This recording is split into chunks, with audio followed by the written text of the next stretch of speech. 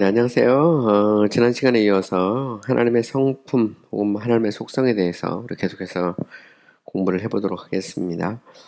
우리가 이제 지난 시간에는 그 하나님의 그 진실하심에 대해서 생각을 해봤어요. 그래서 그 truthfulness에 대해서 생각을 해봤고, 오늘은 이제 하나님의 신실하심, the fidelity or faithfulness of God에 대해서 우리가 함께 좀 공부를 해볼 계획이에요. 하나님의 성품은 이제 하나님이 과연 어떤 분이신가, 하나님이 누구신가와 관련된 그런 주제죠. 우리가 이제 하나님의 성품은 크게 이제 본질에 속한 성품과 또 이렇게 관계와 관련된 그런 성품, 그래서 크게 보면 이제 두 가지로 구분을 합니다. 그래서 뭐 절대적인 속성, 상대적인 속성 이렇게 구분하기도 하고요. 또 경우에 따라서는 이제 비공유적 속성, 뭐 공유적 속성 이렇게 구분하기도 합니다. 원래 이제 그 방법론적으로 보면 그 절대적인 것과 상대적인 것은 이제 존재 유비를 가지고 이야기를 해요. 존재 유비가 해당되지 않는 것은 이제 절대적인 속성, 존재 유비가 직접적으로 관련된 것은 이제 그 이제 상대적인 속성 혹은 아니면 뭐 공유적인 속성 이렇게 보통 이야기합니다. 근데 어쨌든 그 표현들이 이게 다 정확하지 않기 때문에 뭐 그냥 the first order, 그러니까 첫 번째 질서에 속하는 속성, the second order, 두 번째 질서에 속하는 속성 이렇게 구분하기도 하고요. 그것은 그렇게 중요한 것은 아닌 것 같아요. 저는 뭐 어떻게 이걸 구분하냐보다도 하나하나의 하나님의 그 성품 혹은 뭐 속성에 대해서 우리가 이해하는 것이 더 의미가 있다 이렇게 생각을 하게 되죠. 하나님의 신실하심에 대해서는 우리가 성경을 통해서 어렵지 않게 알 수 있어요. 그러니까 하나님이 진실하시다라고 하는 것과 하나님의 신실하시다라고 하는 것은 때려야 뗄 수가 없죠. 근데 진실이라는 것은 어떻게 보면 그 사실 팩트에 대한 거라면 신실함이라는 것은 어떤 그 지속성 뭐 이런 것들에 대해서도 생각해 볼 수가 있어요. 그래서 약간 뭐 차이가 있을 수도 있는데 성경은 두 표현 다 쓰고 있습니다. 하나님은 진실하시다라는 표현도 있고요. 하나님은 신실하시다라는 그런 표현도 있습니다. 조리신학에서는 그 이 두 개를 하나로 묶어서 이렇게 다루기도 하고요. 경우에 따라서 이것을 구분해서 다루기도 합니다. 그리고 토마스 왓슨 같은 경우는 이제 이걸 하나로 묶어서 다뤘고요. 정길 같은 경우는 이것을 이제 구분해서 하나님의 진실성과 하나님의 신실성 이렇게 나눠서 이렇게 하기도 하고요. 요즘 이제 현대신학자들 보면 뭐 이걸 이제 구분하는 사람도 있고 그냥 통합하는 사람도 있고 아예 안 다루는 사람도 있고 그건 뭐 학자들마다 조금씩 다양합니다. 근데 어쨌든 분명한 것은 성경은 하나님은 진실할 뿐만 아니라 하나님은 신실하다라고 선언하고 있고요. 그것을 우리는 성경을 통해서 얼마든지 알 수 있죠. 자, 이렇게 이제 하나님은 신실하시다라고 할 때 하나님의 신실성은 이제 하나님께 속한 속성입니다. 그러므로 이제 우리가 그 성경에 보면 하나님은 신실하신 하나님이다. 이렇게 이제 불리죠. 가령 뭐 신명기 7장 9절 같은 데 보면 그런즉 너는 알라. 오직 내 하나님 여호와는 하나님이시요 신실하신 하나님이시라. 보면 그래서 이제 신실하신 하나님이죠. 신실하신 하나님이라는 그런 표현 나오고요. 그를 사랑하고 그의 계명을 지키는 자에게 천대까지 그의 언약을 이행하시며 인애를 베푸시리다. 해서 신실성, 하나님의 그 신실하심에 대해서 성경은 뭐 명확하게 이야기하고 있습니다. 자, 그다음에 이제 신실하심은 그러면 하나님의 속성에서 어떤 속성이냐라고 보면 그 신실하심은 하나님께 이제 본질적이죠. 이것은 부차적인 것이 아니라 본질상 하나님은 신실하다는 겁니다. 만약 하나님이 신실하지 않다면 하나님은 하나님이실 수가 없죠. 그러면 뭐 하나님 이랬다 저랬다 해야 되는데 하나님은 진실하실 뿐만 아니라 신실하시죠. 그래서 우리가 하나님을 믿는 겁니다. 근데 신실하지 않는 것은 하나님의 본성과 반대로 행동하는 것이며 자신을 부인하는 것이죠.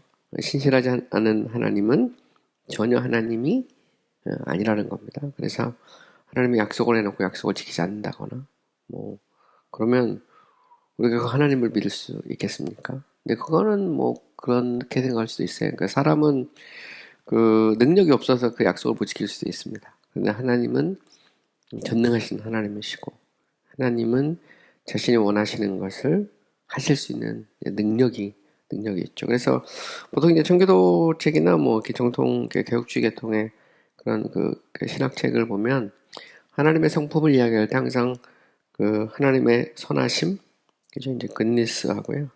그 다음에 하나님의 wisdom, 하나님의 지혜, 그 다음에 하나님의 파워. 이 세 가지를 항상 같이 이야기하거든요.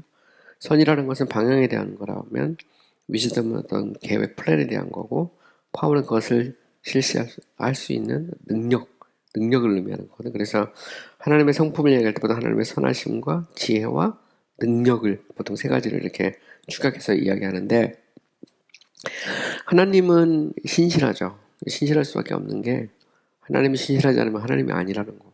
근데 우리는 뭐 때로 약속을 했지만 능력이 안 돼서 못 지킬 수도 있거든요. 그런 면에서 이제 우리의 신실성과 하나님의 신실성은 비교조차 할 수가 없는 것입니다.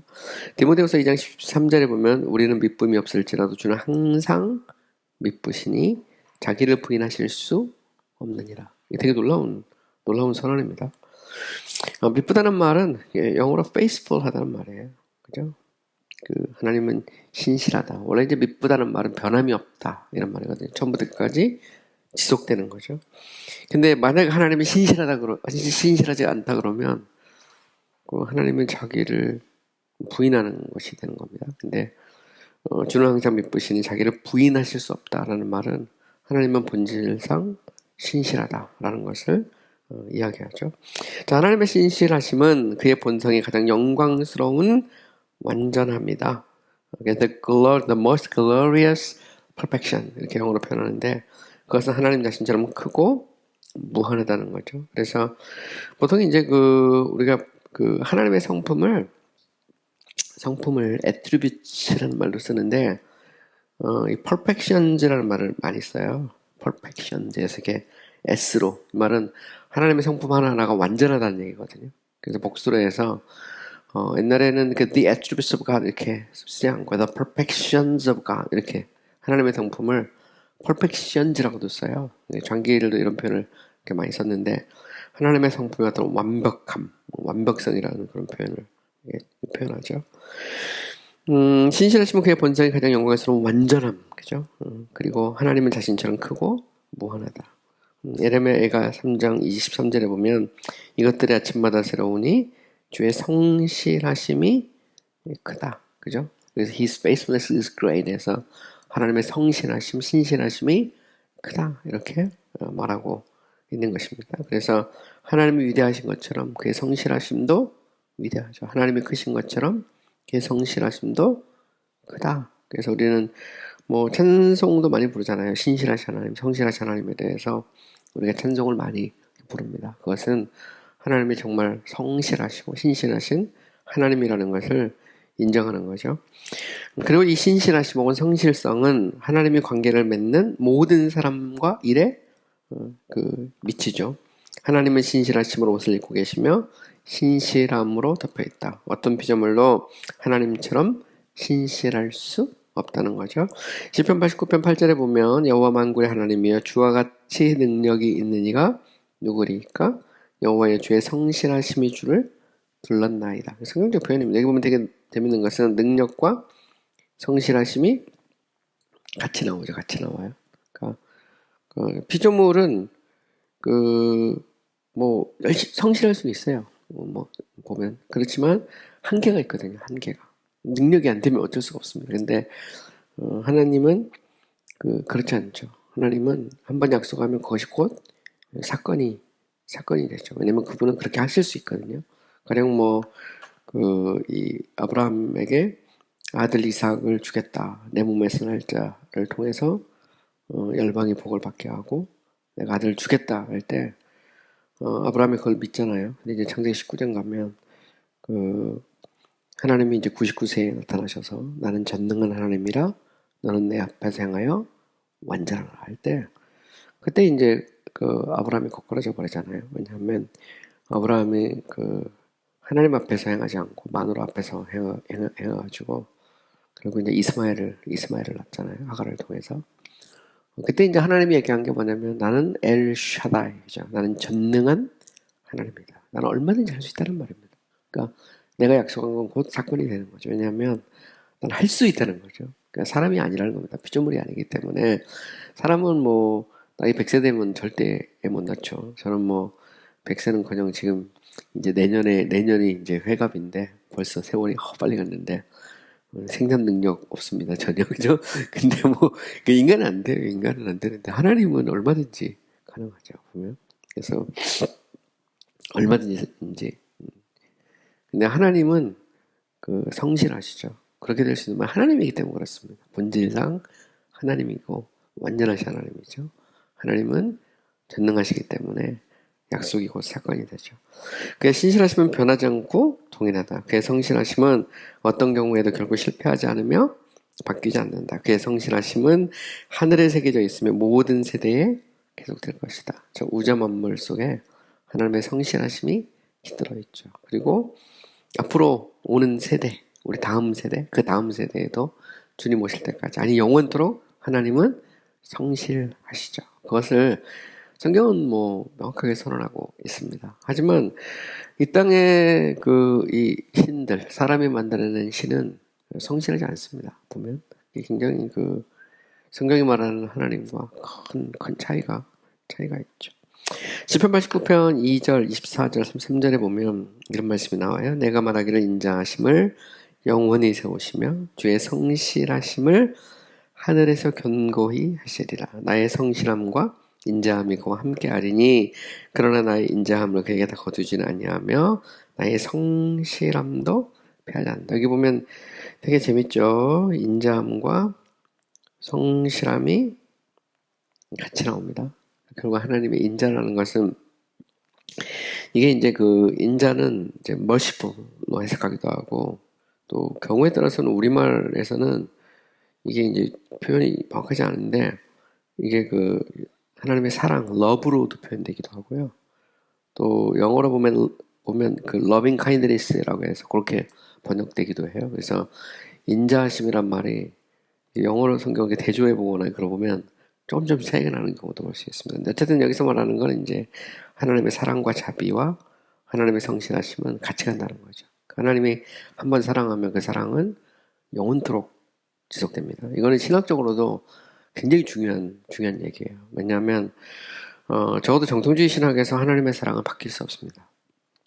영원하고 무한하죠. 그죠? 하나님의 사랑은 영원합니다. 무한해요. 그리고 unchangeable 혹은 immutable 하거든요. 하나님의 사랑은 바뀔 수가 없습니다. 근데 이제 펠라기우스나 이제 알미니우스 쪽으로 가면 하나님의 사랑이 바뀌죠. 피조물의 반응, 자유제에 따라서 하나님의 사랑이 미움으로 바뀝니다. 바뀌어요. 근데 이게 이제 고민이 돼요. 제가 이번에도 우리 장모님 댁 갔다가 전도지를 우리 장모님을 이렇게 두면 다 봤거든요. 그래갖고 전도지가 감리교 전도지도 있고요. 장로교 전도지도 있고, 뭐 이렇게 이렇게 갖다 놓으면 침례교 전도 예를 들어서 뭐 이런 식으로. 근데 장로교 전도지인데 해보니까 뭐 제법 큰 교회더라고요. 근데 전도지에 보면 늘 쓰는 거 있잖아요. 하나님은 당신을 사랑합니다. God loves you. 장로교 전도지인데 제가 생각할 때 그 생각이 들죠. 하나님이 당신을 사랑하는데 그 사람이 안 믿으면 어떻게 되죠? 하나님이 당신을 사랑한다고 했잖아. 거기 전도지에다가 대한예수교 장로에 딱 해서 하나님은 당신을 사랑합니다. 딱 해놨는데 그 사람이 안 믿으면 어떻게 돼요? 그러면 그 사랑이 미움으로 바뀌죠. 신학이 없어. 그 속에 개혁주의 신학을 표방하는 장로교가 신학이 없는 거죠. 따지고 보면. 그잖아요. 그게 굉장히, 이게 전도에서 God loves you 하면 좋은데, 하나님은 당신 사랑합니다. 라고 말했는데, 그 사람이 안 받아들이면, 그잖아요. 끝까지 버티면, 그러면 사랑하는데 지옥 보내야 되잖아요. 근데 사랑하는 사람 어떻게 지옥에 보냅니까? 그 말은 사랑이 조건적이라는 거죠. 알미니우스적인 신학이 들어있습니다. 전도지 속에 보면. 개혁주의 아니라는 얘기죠. 그 말은. 진짜 개혁주의라면 그런 전도지 안 쓰죠. 제가 보면. 그 속에 그게 이미 이제 들어있는 겁니다. 그 자체가 신학을 반영하잖아요, 보면.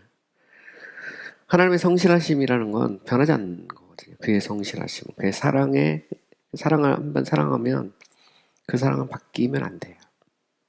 자비를 베풀기로 작정하시면 적어도 구원의 측면에서 바뀌면 안 되죠. 그래서 이제 성도의 견인이 나올 수밖에 없는 겁니다. 구원을 잃어버리면 그거는 진짜 그 장막성을 떠나서 그 천국에 갔는데 영생이 영생 뭐 있죠. 생명이요 생명이요 막 울면서 귀 막고 막 출발했는데 나중에 다시 돌아간다는 게 말이 됩니까? 소돔과 고모라를 떠났는데 소돔과 고모라 간다는 거는 말이 안 되죠. 보면. 적어도 정통적인 신학에서 보면 그거는 있을 수 없어요. 하나님의 성실하심을 생각해봐도 여기서 시편 89편은 이제 성실하심에 대한 시편이거든요. 근데 거기에 보면 하나님의 인자와 성실하심이 같이 나가요. 쌍을 이루면서 계속. 신학이 이 속에 그럼 이걸 조리신학적으로 해석을 해야 될 거 아니에요. 보면 해석을 할 때 그의 인자하심이 영원하다. 그 말은 뭘까요? 그의 사랑은 영원하다는 겁니다. 그럼 그의 성실함도 영원하죠. 한번 사랑하면 영원한 겁니다. 그게 만약에 꺾여버리면 아니죠. 내가 볼 때 진짜 사랑하니까 우리 식으로 표현하면 다리몽댕이라도 부러뜨려갖고 원점으로 돌려놓는 겁니다. 그게 이제 소위 말하는 디스플레인이죠. 권징이죠. 권징. 그러니까 권징은 하지만 징계는 하지만 그렇다고 사랑을 포기할 수는 없잖아요. 사랑하는데 구원했는데 그죠? 그러니까 이 신학이 이미 탁 들어있는 겁니다. 그 속에 그냥 보면 그 신학이 없는 설교는 없어요. 전도지 한 장에도 신학은 들어있습니다. 전도지 한 장에도 그 표현 속에 신학이 들어있는 거예요. 그 속에 하나님은 당신을 사랑합니다. 이렇게 딱 표방했을 때 그 교회는 그 신학이 그 속에 들어있는 겁니다. 물론 뭐 그게 역사 내에서 정말 하나님이 날 사랑하는구나 해서 변화될 수 있어요. 제가 그걸 뭐라고 하는 건 아닙니다. 얼마든지 그럴 수 있습니다. 누군가는 그냥 흘러가는 거겠지만 누군가에게는 그게 메시지가 될 수도 있어요. 그거 있습니다. 보면 뭐 사용일을 통해서 예수 믿고 변화될 수 있어요. 그걸 말하는 게 아니에요. 그렇지만 그 속에는 그 신학이 깔려 들어있다라는 것은 우리가 얼마든지 이제 이야기해 볼 수 있는 거죠. 시편 119편 90절 주의 성실하심의 세대에 이르나이다. 주께서 땅을 세우셨으므로 땅이 항상 있사오네. 우주 만물, 이 정확한 질서, 그죠? 이 모든 것이 하나님의 성실함으로 움직이죠. 아침에 해가 뜨고 저녁에 해가 지고 사계절이 있고 이 모든 게 하나님이 성실하지 않으면 이게 뭐 문제가 생기죠. 여호수아 23장 14절 모든 사람 말씀이 하나도 틀리지 아니하고 다 너에게 응하여 그 중에 하나도 어김이 없음을 너의 모든 사람은 마음과 뜻으로 아는 바라. 참 놀라운 선언이죠. 하나님의 사람 말씀이 하나도 틀리지 않고 그죠? 그 중에 하나도 어김이 없다. 그 말은 하나님 말씀을 것이고 사건입니다. 하나님은 절대로 그거를 뒤집는 손바닥 뒤집듯이 그런 분이 아니라는 거죠. 그럼 성실함이라는 것은 하나님의 성품 중에서 굉장히 중요한 성품이에요. 그래서 이거를 따로 구분해서 다룰 수도 있고 설교를 할 수도 있어요. 하나님의 성실함심에 대해서 쭉 설교할 수도 있고요. 다양하죠. 자, 하나님이 신실하지 않다면 우리가 하나님을 신뢰할 어떤 근거도 없을 것이다. 하나님은 신실하신 하나님이시며 자기 백성의 언약의 하나님이시며 아버지이시다. 언약의 하나님 할 때 언약이라는 게 약속이잖아요. 그러면 그분은 그 약속을 반드시 지키신다는 거죠. 그들은 하나님께 자신들을 하나님께 맡길 수 있으며 그가 약속하신 약속들을 의지할 수 있다. 하나님은 말씀하신 것을 다 행하시기 때문이다. 베드로전서 4장 19절 그러므로 하나님의 뜻대로 고난을 받은 자들은 또한 선을 행하는 가운데에 그 영혼을 그 미쁘신 창조주에게 의탁할지어다. 여기 보면 하나님을 미쁘신 창조주, faithful creator라고 표현하죠. 그죠? 하나님은 그 미쁘신 창조주죠. 이 세상을 신실하게 지금까지 변함없이 쭉 유지하고 계신. 근데 그 고난을 받는 성도가 고난을 받을 수 있죠. 근데 그 고난 속에서도 우리는 그 신실하신 하나님, 그죠? 오늘도 우리에게 해를 주시고 비를 주시고 계절을 주시고 공기를 주시고 하는, 그죠? 이 하나님을 우리가 바라보고 다시 일어설 수 있다. 이제 그런 식의 이제 고백을 지금 하고 있는 겁니다. 그래서 하나님의 신실성이라는 것은 하나님의 어떤 완전하심하고 같이 이렇게 맞물려 있는 굉장히 중요한 성품이라는 걸 알 수 있죠. 데살로니가전서 5장 23, 24절. 너희를 부르신 이는 미쁘시니 그가 또 이루시리라. 이게 보면 콜링, 그 다음에 accomplishment죠. 하나님이 부르면 반드시 이루죠. 그래서 하나님의 콜링을 했는데, 하나님이 딱 불렀는데 이게 구원이 안 일어나면 그거 심각한 거잖아요. 그죠? 또 가다가 잊어버린다거나 뭐 이러면 이제 불렀는데 그거는 말이 안 되죠. 하나님 미쁘거든요. 그러니까 하나님이 한번 딱 붙잡으면 절대 포기하지 않죠. 그죠? 저는 그 생각도 하는데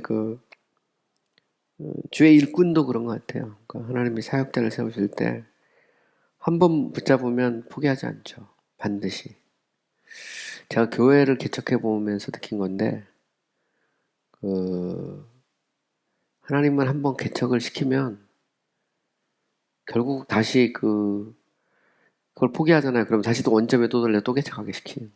그러니까 제가 볼 땐 그렇습니다. 하나님은 항상 보면 한 번 작정하면 끝장을 보는 우리가 포기를 자꾸 하는 게 결국은. 그래서 우리 그 지방에서도 이제 새로 개척한 목사님 계세요. 한 4년 5년 됐는데 같이 이야기하다 그랬거든요. 지금 포기하시면 10년 뒤에 또다시 개척하시니까 그냥 하시라고. 예. 하나님 원래 그러신 분이라고. 결국 원점으로 온다고, 결국은. 그러니까 사람 한번 포기하잖아요. 원점으로 와요. 보면. 그러니까 하나님은 그거를 이기고 나가기를 원하시면 10년 뒤에 결국 원점으로 온다니까요. 그래서 할 수 있을 때 그냥 하는 게 좋습니다. 저는 그렇게 생각하고 살아야 해서 그냥 하라고 하면 그냥 하고 나에게 더 좋은 뭔가 있겠지, 그런 건 없어요. 저는 그렇게 보거든요. 뭐 나중에 결과적으로 할 수는 있지만 그냥 지금이 최선이고 이 속에서 헤쳐가는 거고, 그러다 보면 또 그 속에서 하나님이 인도하시는 거고 그런 거죠. 근데 우리가 믿는 것은 신실하신 하나님, 모든 것을 협력하여 선을 이루시는 하나님, 그죠? 사람이 감당치 못할 시험당함을 허락지 않고 시험당할 쯤에 피할 길을 내서 능히 이기게 하신 그 하나님, 그 하나님을 믿는 거죠.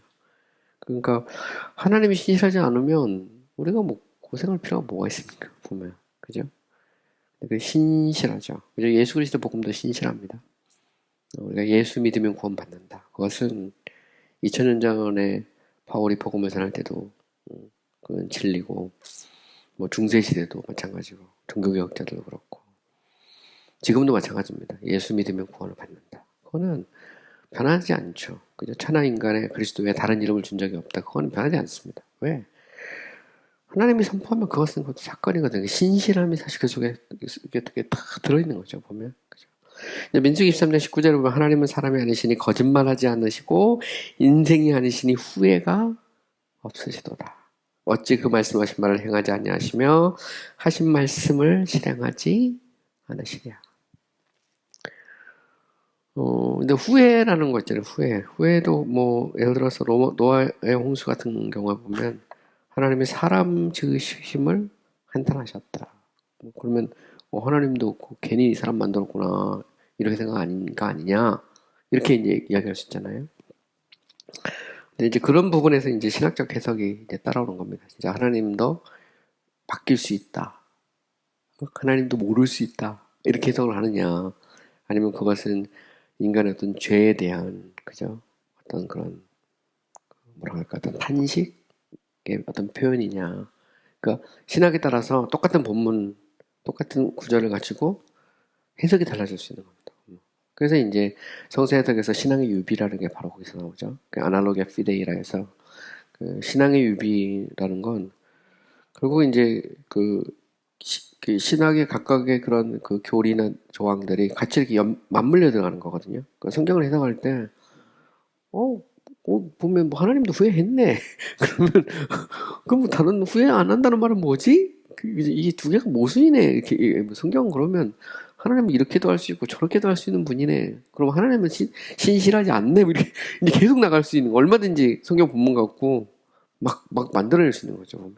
근데 이런 면에서 이제, 이런 조신학적인 어떤 안목? 이제 그런 게 이제 필요한 거죠, 보면.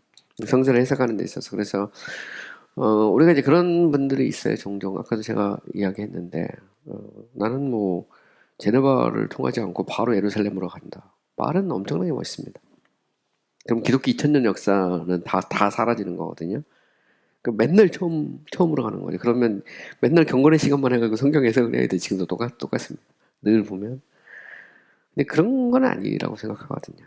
그리고 2000년 동안 하나님께서 성령으로 역사하셔서 수많은 믿음의 선진들을 통해서 신학의 체계를 잡고 진리를 가르치고 그런 거거든요. 그래서 저는 그 학생들을 가르칠 때 그 얘기를 종종 해요. 그 신학을 한다는 게 뭐냐. 뭐 이제 물론 정의로 따지면 뭐 하나님을 아는 게 곧 신학을 하는 건데, 그 신학을 한다는 것은 저는 그 역사 앞에 서는 거라고 봐요. 기독교 2000년 역사 속에서 우리 신앙의 수많은 선배들이 성경을 해석해 왔잖아요. 예를 들어서 뭐 그 민수기 23장 19절 말씀, 그죠? 후회가 없다, 하나님의 이 말씀 하나를 갖고 뭐 수많은, 정말 예를 들어 어스틴이나 뭐 아퀴나스나 뭐 칼빈이나 뭐 루터나 뭐 그냥 또 수많은 그런 설교가들, 주석가들, 뭐 얼마나 많은 사람들이 성경을 해석해 왔어요. 근데 그것을 신학을 한다는 건 만나는 거거든요. 뭐 다 볼 수는 없지만 그들은 어떻게 이것을 해석을 했을까. 그래서 이제 주석도 보고 그런 거 아니에요. 보고 또 때로는 뭐 좀 이렇게 설교도 읽어보고 하는 이유가, 성경이 뭐 여기서 말하고 저기서 저 말하는 게 아니라면, 그죠? 더 일관된 진리 체계를 가지고 있다면 역사 앞에 쓰는 거죠, 보면. 근데 우리는 그 속에서 하나님의 성실하심을 발견하죠. 성실하심을 발견합니다. 그래서 뭐 예를 들어서 크리스토스톰의 로마서를 우리가 지금 읽으면 99% 이상 동의할 수 있거든요. 보면 99% 이상 동의할 수 있어요. 뭐 그게 무슨 뭐 예를 들어 칼빈의 로마서 강해. 그러면 99%는 동의할 수 있죠. 물론 제가 뭐 1%를 얘기하자면 뭐 가령 예를 들어서 유아세례 문제 이런 건 이제 신명교도 인정 안 하잖아요. 그런 건 있을 수 있어요. 뭐 신앙의 어떤 핵심적인 건 아니지만 뭐 장로제도 이런 거라든 그런 건 좀 다를 수도 있죠. 또 이제 좀 더 가면 예를 들어 뭐 이스라엘 문제 이런 거, 이스라엘을 어떻게 해석할 것이냐 이런 것들은 이제 조금씩 이제 차이가 있습니다. 또 하나님의 성실성과 관련해서 이게 이제 종말론적으로 가면 이스라엘 문제는 하나님이 구약에서 뭐 영원토록 내가 내 백성으로 삼겠다고 말하지 않았느냐. 그렇다면 지금도 민족적 이스라엘에 대한 하나님의 어떤 특별한 계획이 있고 지금도 이스라엘 회복운동 해야 되고 해야 되는 거 아니냐라고 주장하는 사람들도 있잖아요. 그죠? 또 거기에 대해서 그게 아니고 하나님의 영원한 계획은 교회다. 그래서 바울이 이미 로마서에서 이면적 유대인과 이 내면적 유대인, 그죠? 그 이면적 갈래와 내면적 갈래에 대해서 정확하게 이야기하지 않았느냐. 그렇다면 하나님의 계획은 교회고 그 교회에 대한 하나님의 계획은 변하지 않고 계속되고 있고, 뭐 세대주의나 이런 데서 이야기하는 것처럼 뭐 지금은 뭐 과로 시대고 뭐 이런 거. 그다음에 교회 이스라엘이라는 것은 어떤 하나님이 투 플랜을 갖고 있다는 거거든요. 교회에 대한 플랜, 이스라엘에 대한 플랜인데 뭐 그걸 받아들이는 사람도 있지만 받아들이지 못하는 쪽도 있죠. 뭐 저 같은 경우도 이스라엘에 대한 어떤 민족적 이스라엘은 끝났다고 보는 사람인데 그저 물론 전도를 할 수도 있고 교회도 세울 수 있지만 그렇다고 해서 하나님의 계획이 이스라엘 민족 자체에 있다고 보지 않고 교회에 있다고 보는 거죠. 교회, 그죠? 근데 이거는 이제 신학의 관점이잖아요. 관점. 예를 들어서 메가더 목사님 설교 들으면 지금도 이스라엘 얘기 나오거든요. 노마서 강의 쪽 들어보면 이스라엘에 대한 스페셜 플랜이 있다고 그러거든요. 거기는 뭐 달라 출신이니까. 근데 그리고 또 그걸 좋아하는 사람은 그걸 믿고 아멘하고 그대로 받아들이거든요. 근데 뭐 제가 메가드 목사님 설교 많이 듣지만 그건 안 받아들이거든요. 저는 들으면서.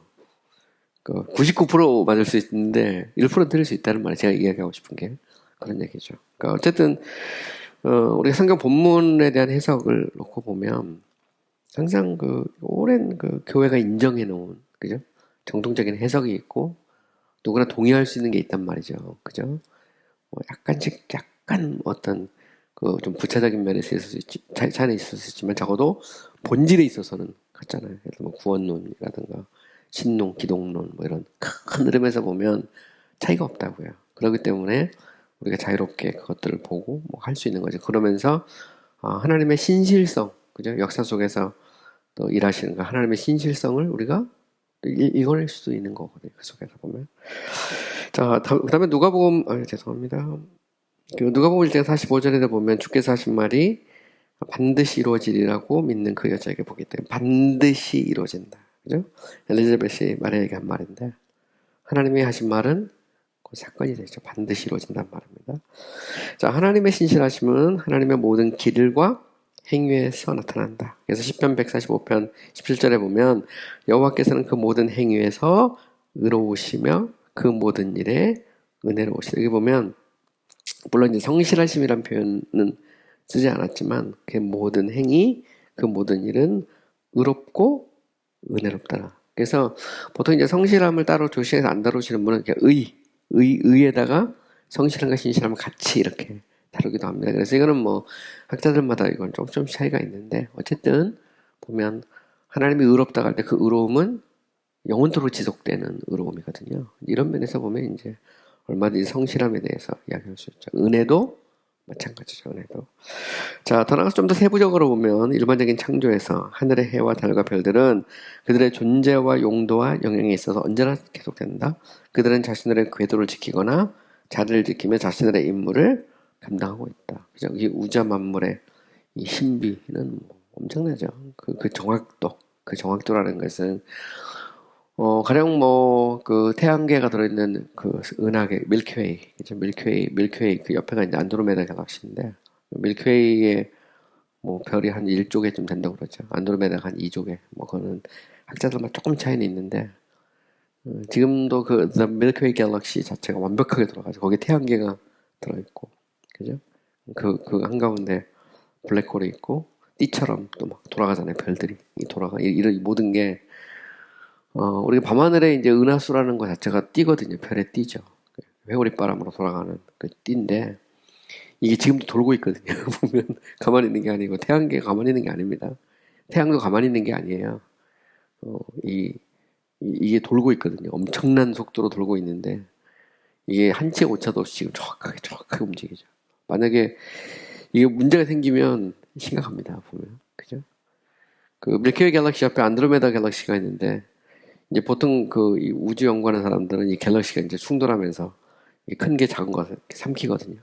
그러면 안드로메다 갤럭시가 언젠가는 이 밀키웨이 갤럭시를 태양계가 있는 이거를 이제 이게 삼킬 수도 있거든요. 그럼 이제 띠처럼 이렇게 해서 약간 팔자 모양으로 이렇게 딱 그어지는데 별들이 거의 1조개가 넘는 별들이 충돌하는 거죠. 그래서 충돌하는 건데.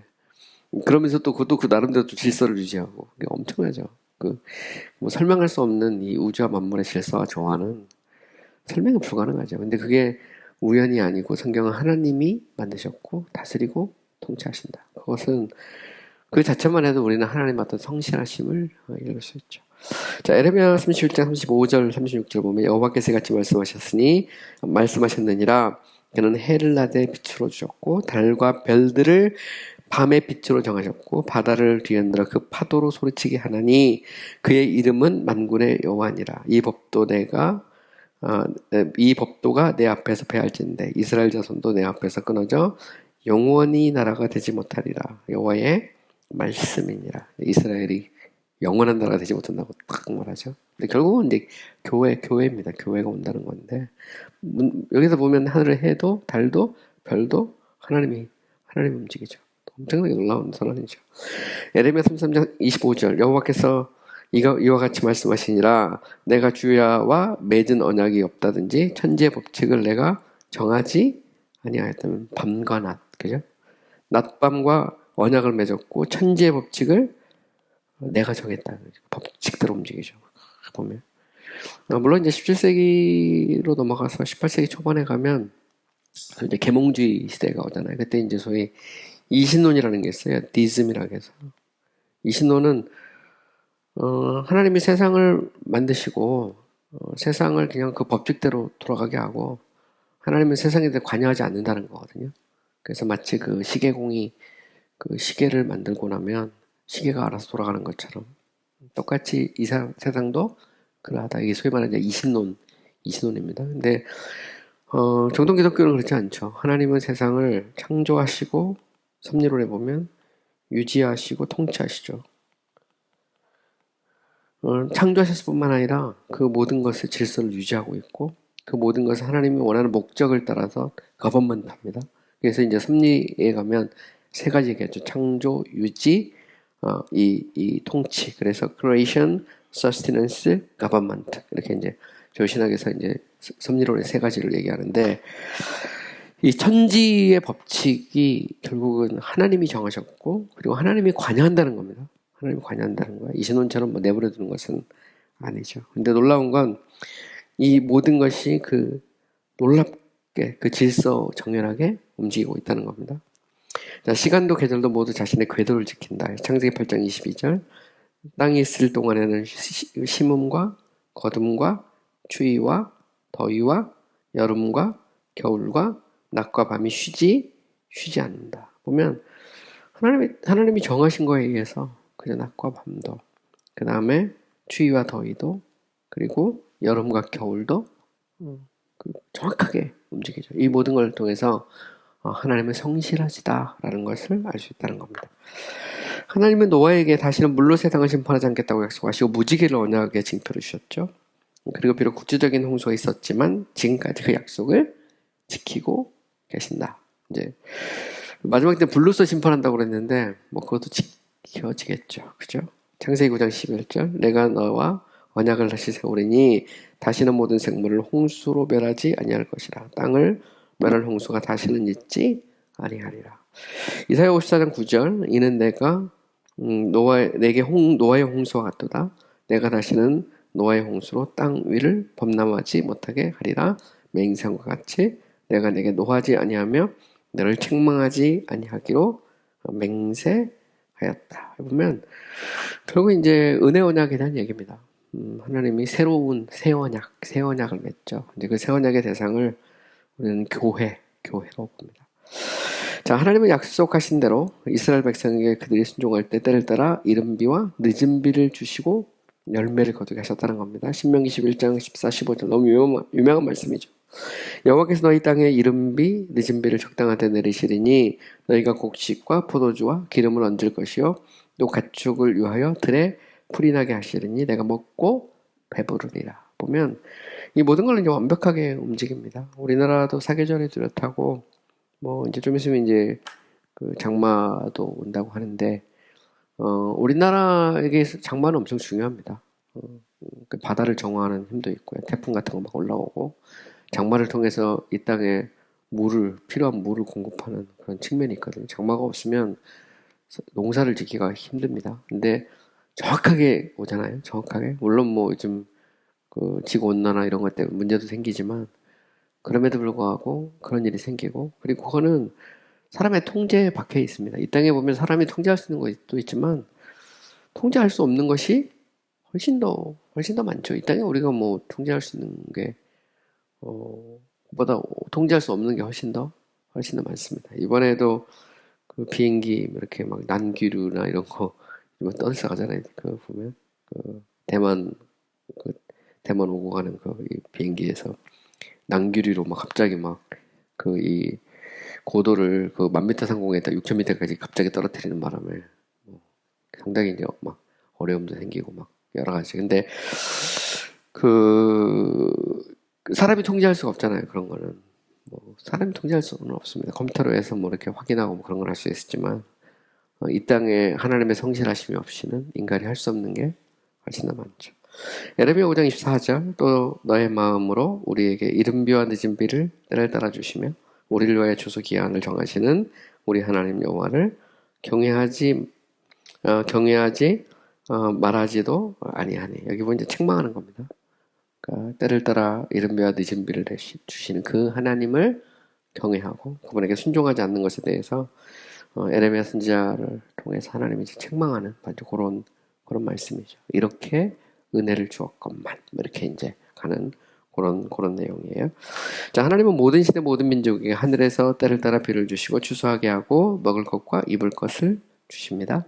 예, 시편 36편 5, 6절 여호와여 주의 인자하심이 하늘에 있고 주의 진실하심이 공중에 사무쳤으며 주의 의는 하나님의 산들과 같고 주의 심판은 큰 바다와 같으니 여호와의 주는 사람과 짐승을 구하여 주시나이다. 여기 보면 다 나오죠. 하늘, 공중, 산들, 바다, 사람, 짐승 쫙 나옵니다. 그죠? 다 나오는데 이 모든 걸 누가 다스리시죠? 하나님이 다스리십니다. 이 자체가 엄청 놀라운 선언입니다.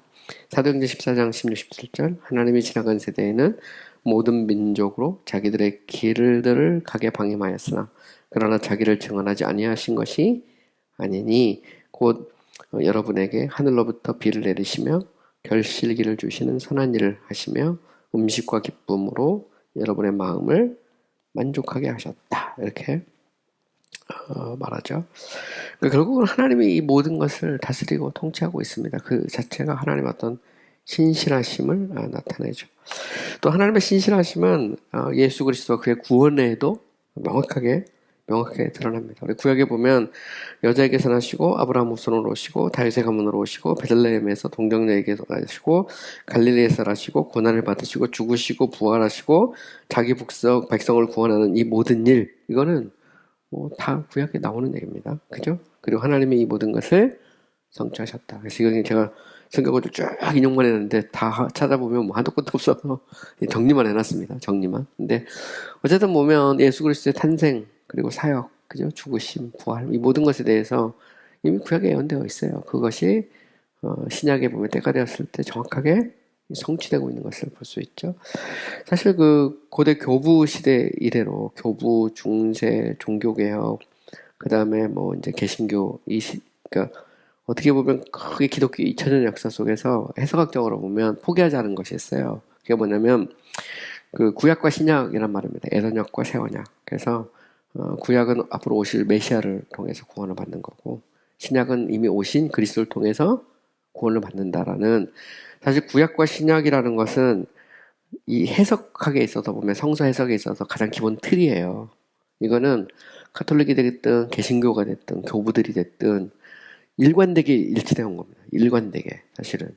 그래서 뭐 요즘 보면 뭐 자꾸 이제 그 구약신학 쪽에서 이거를 막 따로 봐가지고 뭐 그런 사람들이 있긴 있지만 교회는 오랜 역사 속에서 구약은 앞으로 오실 그리스도에 대한 이야기로 약속으로 받고 신약은 그것의 성취로 본 거거든요. 그래서 결국 이제 구약과 신약이라는 것이 성서에서의 가장 기본입니다. 그래서 결국 구약의 성도들은 오실 메시아를 통해서 구원을 받은 거예요. 아브라함을 통해서 주신 그 약속의 자손에 대해서 그것을 믿음으로 하나님의 의롭다 일컬음을 받은 거고, 의롭다 한 것이고, 그래서 이제 바울이 로마서에서 아브라함을 얘기하고 있는 거잖아요. 결국 왜냐면 아브라함이 아들에 대해서 그 약속하신 것을 믿을 때 의로 여겼다는 거거든요. 그러면 이제 시작되는 거기 때문에 사실 구약과 신약이라는 것은 성서 해석의 가장 기본적인 틀이에요. 그 틀 자체가 이게 뭐 어떤 이상한 게 아니고 당연한 거죠. 구약에는 앞으로 오실 메시아에 대해서 아주 자세히 약속이 되어 있고 신약에서는 그것이 성취되잖아요. 그건 뭘 나타내죠? 하나님의 언약, 하나님의 신실성, 그 언약의 신실성이 그대로 유지되고 있는 겁니다. 신약과 구약. 그 구약과 신약 전체에서 유지되고 있는 것을 보는 거고, 우리는 그것을 통해서 하나님은 신실하고 성실하다는 것을 알 수가 있는 거죠. 그게 어떻게 보면 성경의 권위가 거기서부터 나온다고도 볼 수 있어요. 그러니까 아담이 범죄한 이래로 여자의 후손에 대한 그 약속이 참 어떻게 보면 그 오랜 세월 동안 그대로 유지되고 있잖아요. 유지되고 그것을 통해서 성취되는 것을 쭉 성경은 일관되게 보여주고 있는데, 그 자체가 성경의 권위뿐만 아니라 하나님의 신실하심을 아주 명확하게 파노라마처럼 보여주고 있는 거죠. 하나님은 그리스도께서 구속사역을 감당하실 때 도우시고 힘주시겠다고 약속하셨고 이 모든 일을 지키셨다 해서 이제 보통 이제 언약 신학을 얘기할 때 보면 구속 언약이라는 게 있고요. 보통 은혜 언약이라는 게 있어요. 구속 언약은 이 성부와 성자 사이에 영혼 속에서 맺어진 언약으로 보고요. 은혜 언약이라는 것은 이것이 이제 구체적으로 이제 열매를 맺는 거죠. 성령의 역사를 통해서 열매를 맺는 겁니다. 이게 이제 은혜 언약이죠. 은혜 언약이고, 은혜 언약의 중보자가 예수 그리스도고, 그 다음에 결국은 이제 그 구속 언약과 은혜 언약이 하나거든요. 보면 이거를 이제 편의상 The Covenant of Redemption, The Covenant of Grace 이렇게 번역을 하는 거고, 뭐 어떤 학자들은 아예 그냥 The Covenant of Grace라는 은혜 언약 안에 영혼과 시간을 나눠서 그걸 표현하기도 합니다. 용어적인 그런 뭐 차이일 수도 있어요. 어쨌든 보면 영혼 속에서 하나님은 성부와 성자 사이, 그러니까 성부와 성자 사이에 우리의 구원의 문제를 놓고 언약이 맺어지고 이것은 당연히 그리스도의 구속사역을 통해서 성취가 되는 겁니다. 이제 그것을 이야기하고 있는 거지. 이 자체가 하나님의 어떤 신실성을 의미하는 거죠. 사실은 하나님의 선택과 예수 그리스도의 구속과 이 성령의 역사로 말미암는 어떤 구원의 역사가 이 삼일체 사역이 하나님의 성실성을 보여주고 있는 거죠. 창세전에 그리스도 안에서 택하고 그리스도께서 피 흘리시고 죽으시고 성령께서 하나님의 선택과 그리스도의 구속을 기초로 인을 치는 거거든요. 도장을 빵빵빵 찍어가는 건데 그게 구원의 역사인데 이 자체가 하나님의 어떤 경륜이고 하나님의 신실성을 보여주고 있는 거죠. 시편 89편 21절에 보면 내 손이 그와 함께하여 견고하게 하고 내 팔이 그를 힘있게 하리라 할 때 하나님이 앞으로 오실 그리스도죠. 기독론적으로 해석을 하면 그런 말입니다. 그리스도와 함께해서 견고하게 하고 그를 힘있게 하신다라는 말이죠. 그래서 이 예수님은 동정녀 마리아를 통해서 성령으로 말미암아 잉태되고 또 그 공생애를 시작하실 때 요한이 그 침례를 줄 때 그 성령이 비둘기처럼 내려오잖아요. 그래서 이제 감동해서 사역을 하게 되는 이제 그런 것들을 이렇게 보면 하나님의 어떤 신실성이 하나님의 경륜에 그죠? 하나님의 the redemptive economy, or the salvation economy, 하나님의 어떤 구원의 어떤 경륜 속에는 하나님의 성실하심이 들어있다는 그 말이에요. 자, 이사야 50장 7절 9절에 보면 주 여호와께서 나를 도우심으로 내가 부끄러워하지 아니하고 내 얼굴을 부시도록 같이 굳게 하였으므로 내가 수치를 당하지 아니할 줄 아노라. 보라, 주 여호와께서 나를 도우시리니 나를 정죄할 자 누구냐? 뭐라 그들은 다 옷과 같이 헤어지며 좀이 그들을 먹으리라 해서 예수 그리스도에 대한 그 애언입니다. 사실은 이 말씀 자체가 기독론적으로 해석이 가능하죠. 그래서 십자가를 지실 때 그리스도께서 부끄러워하지 않을 것이다. 뭐 이런 이제 거기에 대한 애언적인 그런 말씀이에요. 또한 그리스도는 중보자요 구속자로서 자신이 맡은 사역을 성실하게 감당하셨다. 이것도 그리스도의 성실성을 의미하는 거죠. 에베소 2장 17절 그러므로 그가 범사에 형제들과 같이 되심이 마땅하도다. 이는 하나님의 일에 자비롭고 신실한 제사장이 되어 백성의 죄를 속량하려 하심이라. 그래서 여기 보면 하나님의 자비와 성실성, 신실성이 동시에 나오죠. 히브리서 3장 2절 그는 자기를 세우신 이에게 신실하시기를 그죠? 모세가 하나님의 집에서 한 것 같이 하셨다. 그래서 모세가 신실하게 자기 일을 감당한 것처럼 그리스도는 하나님이 자기에게 주신 구속사역을 신실하게 감당하셨다. 이제 그 말을 하고 있는 겁니다. 또한 그리스도는 자신의 교회를 신실하게 그죠? 신실하게 지키고 보호하시죠. 그래서 계시록 19장 11절에 보면 이런 말이 나와요. 또 내가 하늘에 열린 것을 보니 보라 백마에 그것을 탄 자가 있으니 그 이름은 충신과 진실이라. 그가 공의로 심판한다. 여기 보면 백마 탄 사람이 있어요. 그분이 이름이 뭐죠? 충신과 진실, faithfulness and truth. 그러니까 그러니까 결국 이 faith and truth, 그죠? 그 신실함과 진실함. 이제 이걸 하나로 보기도 하고 이걸 분리하기도 하는데 이 백마가 상징이죠, 상징. 그리스도를 말하는 겁니다. 그리스도는 진실하고 성실하신 분이다 라는 것을 상징적으로 이렇게 그리고 있는 그 대표적인 말씀이죠. 자, 하나님의 신실하심은 그의 모든 말과 약속에서 나타납니다. 하나님의 명령은 우리에게 진실하고 성실하게 지켜져야 될 규칙이죠. 그래서 하나님이 명령하면 하나님은 그 명령을 신실하게 지킬 뿐만 아니라 우리도 그 명령을 진실하고 성실하게 지켜야 되죠. 시편 19편 9절 여호와를 경외하는 들은 정결하여 영원까지 이르고 여호와의 법도 진실하여 다 의롭다. 그러므로 당연히 우리가 그 법과 도를 지켜야 된다는 거죠. 자, 그의 애원들은 그리스도의 성육신처럼 수천 년이 지나도 다 이루어진다. 창세기 49장 10절 규가 유다를 떠나지 아니하며 통치자의 지팡이가 그 발사에 떠나지 아니하기를 실로가 오시까지 이르니 그에게 모든 백성이 복종하리라. 실로는 앞으로 오실 메시아 그리스도를 말하는 거죠. 유다 족속으로 다윗의 후손으로 오실 것을 예언하는 대표적인 말씀이거든요. 그것이 이제 그리스도를 통해서 성취가 되는 거죠. 자, 하나님은 자신이 맺으신 언약을 반드시 지키시며 자신이 하신 약속들을 반드시 지킨다. 신명기 7장 9절 그런즉 너는 알라 오직 내 하나님 여호와는 하나님이시며 되게 놀라운 편 나오죠. 신실하신 하나님이시라. 그를 사랑하여 그의 계명을 지키는 자에게는 천대까지 그 언약을 이행하시며 인애를 베푸시다. 여기 보면 하나님의 사랑은 영원하죠. 천대까지라는 것은 영원하단 말입니다. 완전수거든요. 그죠? 인애를 베푸시되 그것은 영원히. 그죠? 보면 하나님의 사랑은 영원한 사랑입니다. 일시적이거나 조건적 사랑이 아니죠. 물론 알메니우스는 그것을 조건적 사랑으로 봤습니다. 그러나 적어도 정통주의로 볼 때 하나님의 사랑은 영원한 사랑입니다.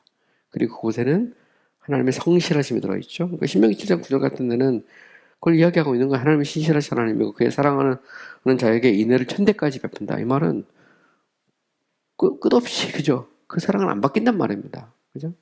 천년 지나면 바뀐다는 말이 아니고 그 사랑은 안 바뀐단 말이죠. 한번 사랑하기로 작정하면 안 바뀌죠. 그죠? 사람도 한번 약속하면 안 바뀔 수 있는데 하나님이 바뀌면 어떡합니까? 저도 제 아내를 사랑하기로 결심을 한 이후로 지금도 사랑하고 죽을 때까지 제 아내만 사랑하다 죽을 건데 그잖아요. 그죠? 하나님이 나를 사랑하겠다고 해놓고 바꾸면 어떡해. 그건 아니. 성경에 보면 그 사랑은 바뀌지 않아요. 보면 그 사랑은. 그럼 우리가 히브리서 나오는 한 번 비춤을 받고 나오잖아요. 그럼 그걸 어떻게 해석할 거냐? 그럼 그 사랑이 바뀌는 걸로 해석할 거냐? 그래서 결국 구원을 잃어버리는 거 해석할 거냐? 그죠? 그 본문은 결국 신학에 따라서 그 본문의 해석이 바뀌는 거예요, 당연히. 하나님의 사랑 바뀐다고 생각하는 사람은 그걸 증거 구절로 되잖아요, 보면. 여기 한 번 비춤 받고도 얼마든지 그럴 수 있다고 하지 않았냐? 그러니까 당연히 구원을 잃어버릴 수도 있는 거고 사랑도 바뀌는 거다 이렇게 얘기하지만 그렇지 않다고 믿는 사람들은 그 본문을 이제 해석을 해봐야 되죠. 그죠? 그리고 거기서 말하는 것은 어쩌면 돌밭에 떨어진 씨앗이나 가시밭에 떨어진 씨앗 것 같을 수도 있죠. 심정이 안 바뀌고 좀 전에 전략적으로 말하면 플리어블이나 아니면 obstinate 정도 그런 거예요. 그러니까 완고함이나 역경. 그죠? 그러니까 그 속사람이 안 바뀐 걸 말하는 거지. 그러니까 결국엔 똑같은 히브리서 본문을 갖고 해석을 할 때 신학이 그 본문의 해석을 어떻게 하느냐가 이제 달라지는 거죠. 보면 그 신학이 들어있을 수밖에 없어요. 보면 또 하나님의 약속은 일시적인 것도 있고 영적인 것도 있습니다. 일시적인 것은 temporary 거죠. 그러니까 temporary promises도 있고요. 또 spiritual promises, eternal promises도 있어요.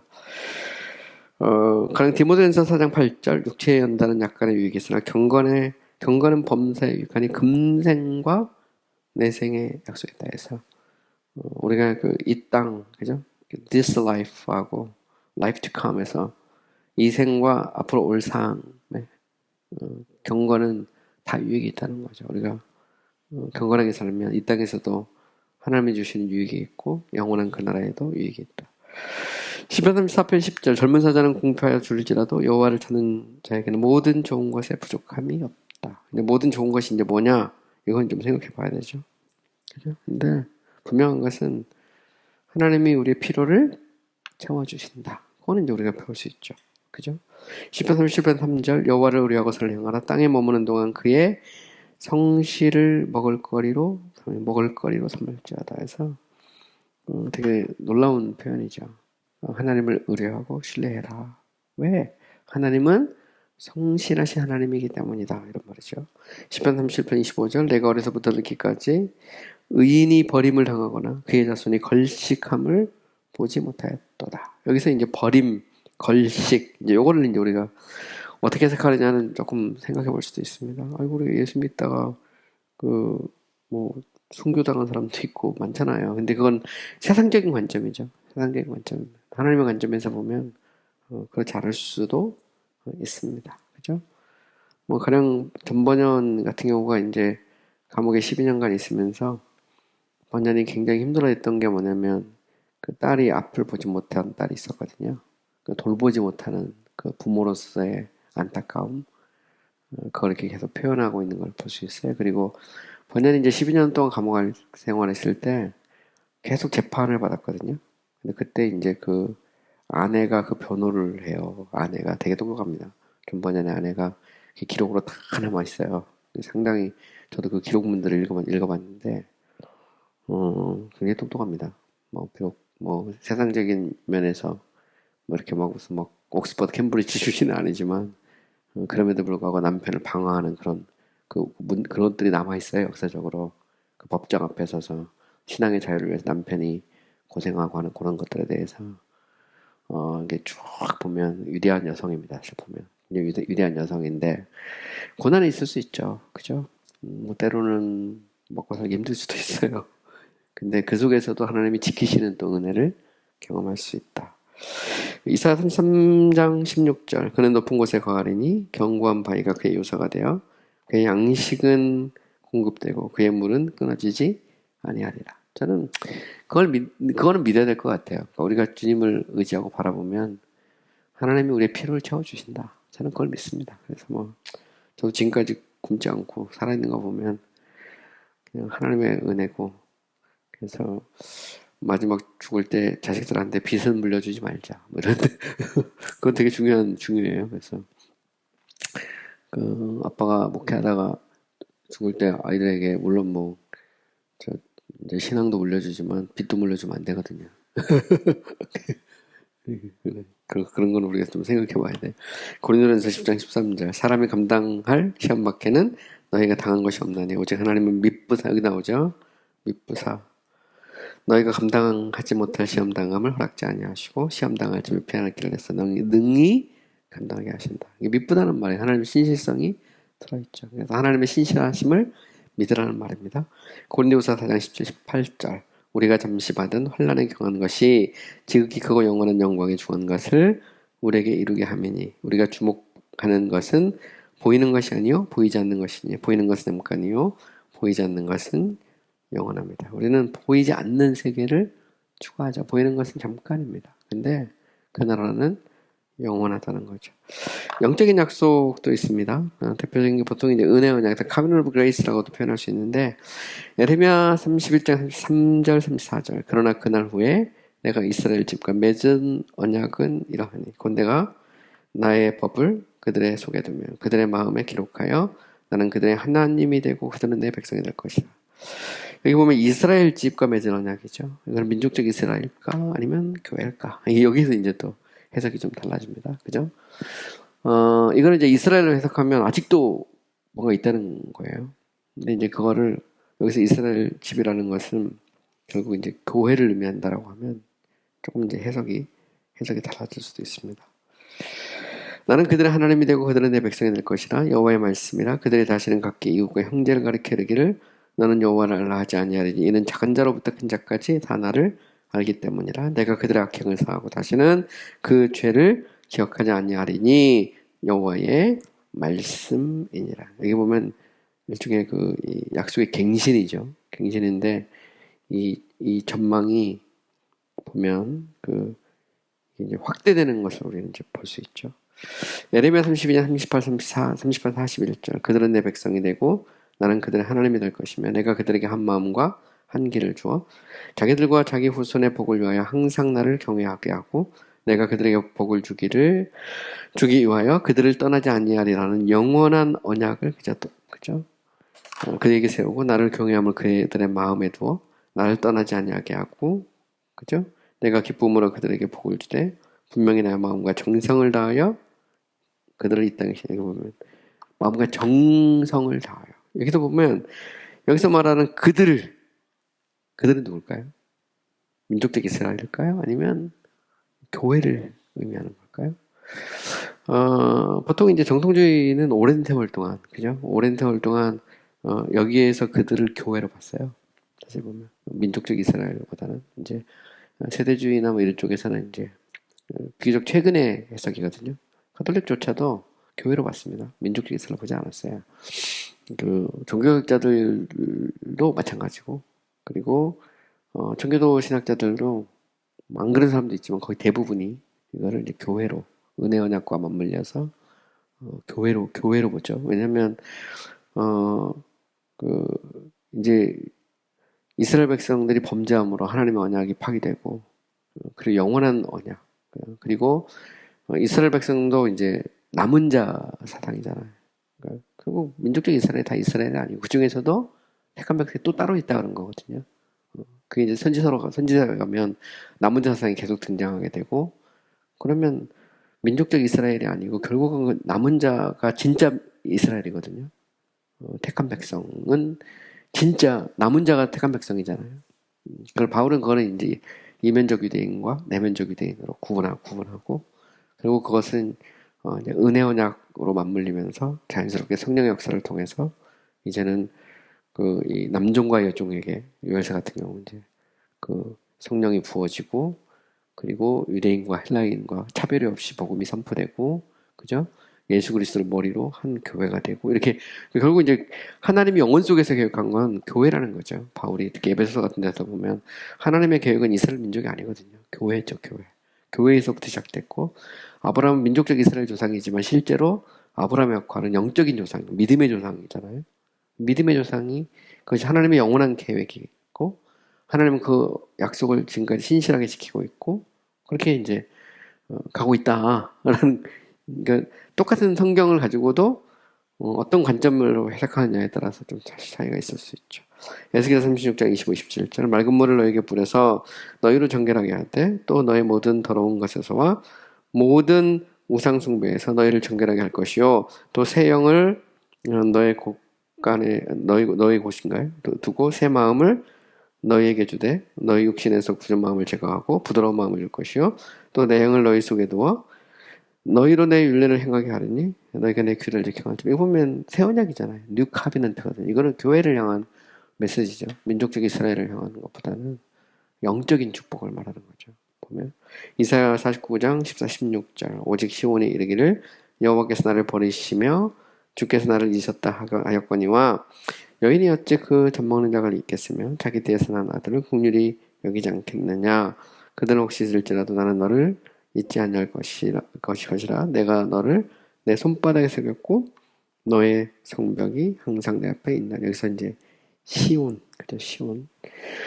자 이사야 51장 10절 바다를 넓고 깊은 바다를 말리시고 바다 깊은 곳에 길을 내어 구속받은 자들을 건너게 하신 이가 어찌 주가 아니시나이까 그래서 구원의 하나님 요한일서 1장 9절 만약 우리가 우리 죄를 자백하면 그는 미쁘시고 로사이 말이죠. 우리의 죄를 사하시며 우리를 모든 불에서 깨끗게 하실 것이요.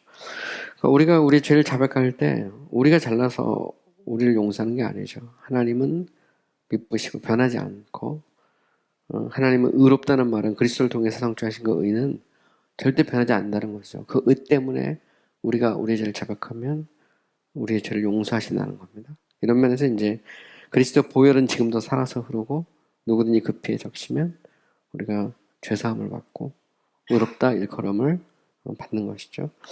하나님의 성실성은 경과 유업에서도 나타나요. 내가 먹는 날에는 반드시 죽으리라. 그러면 하나님이 명확하게 말하고 있죠. 레위기 24장, 신명기 28장에다 보면 나와요. 내가 만일 내 하나님 여호와의 말씀을 순종하지 아니하여 내가 오늘 내게 명하는 그의 모든 명령과 규례를 지켜 행하지 아니하면 이 모든 저주가 내게 임하여 이를 것이니 내가 성읍에서도 저주를 받으며 들에서도 저주를 받을 것이요 또 내 광주리와 떡 반죽 그릇이 저주를 받을 것이요 내 몸의 소생과 내 토지의 소산과 내 소와 양과 새끼가 저주를 받을 것이며 내가 들어와도 저주를 받고 나가도 저주를 받으리라. 모세를 통해서 이제 주신 말씀이에요. 물론 앞에 축복도 나옵니다. 근데 이제 이스라엘 백성이 가나안 땅에 들어가서 하나님을 멸시하고 무시하고 우상 숭배하고 하다가 하나님의 저주가 임하고 나라를 잃죠. 물론 부분적으로 돌아오긴 하지만 결국 이제 그때 계속 선포되는 나라는 앞으로 이루어질 나라는 무너지지 않은 나라, 영원한 나라, 더 이상 돌판에 새긴 게 아니라 하나님의 계명을 사람의 신비에 새긴 나라, 그죠? 그 나라는 이 이스라엘 백성, 그러니까 유대인을 넘어서 영원한, 그러니까 이방인을 포함한 어떤 그 나라를 그리고 있는 거거든요. 그 나라의 도래를 예수님이 오기 전에 이제 요한이 먼저 선포했고, 예수님이 그 나라를 선포했고, 그죠?